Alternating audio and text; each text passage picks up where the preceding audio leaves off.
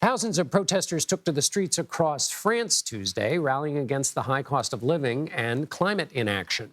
French refinery workers started the demonstration a few weeks ago, choking fuel supplies nationwide. But people from other walks of life, like teachers and healthcare workers, have also joined in to demand higher wages and improved working conditions. Noemie Bisserbe joins me now from Paris. She's a reporter for the Wall Street Journal, covering French politics and foreign policy. Noemie, tell me how these protests became so widespread. So how much of it is just conditions bubbling up from life in France, and how much of it is political opposition to President Macron already kind of active in agitating him? Well, it is really a mix of all these things. Protesters today were teachers and railway workers, health workers who joined protests, which started actually a few weeks ago, and which were led by refinery workers and have really choked fuel supplies here nationwide. And in recent weeks, we've seen long lines forming in front of gas stations, and people are struggling to fill their gas tanks and to get to work. And this is really increasing pressure on French President Emmanuel Macron to act quickly and solve the issue. What could President Macron do to solve the issue? Well, a number of things. The government has already ordered some workers to return to work in order to secure fuel supplies and to allow people to at least be able to go to work.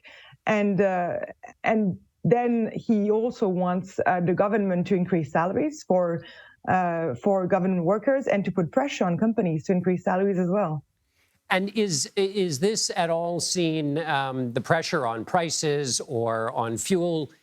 How much are the French people talking about this with respect to the pressures from restrictions and sanctions that are a part of the French effort to punish Russia for its invasion of Ukraine? I think that for now, most people in France and in the rest of Europe continue to support the sanctions against Russia and weapons deliveries to Ukraine. But many leaders in Europe, including Macron, worry that inflation and that the economic stress right now is going to undermine that support and the support for governments that back them, of course. And we have already seen support slipping slightly here in France. According to recent polls, support for sanctions in France was around 72%. 72% of French people supported the sanctions in March when the war started. Now that has gone down to 67%. So it is a concern. But that said, the people I met at a protest today do say that they support Ukraine and that they want the French government to continue to support the sanctions, but they also want the government to increase salaries. Right. Yes. Like many countries in Europe, they're fighting these various different tensions.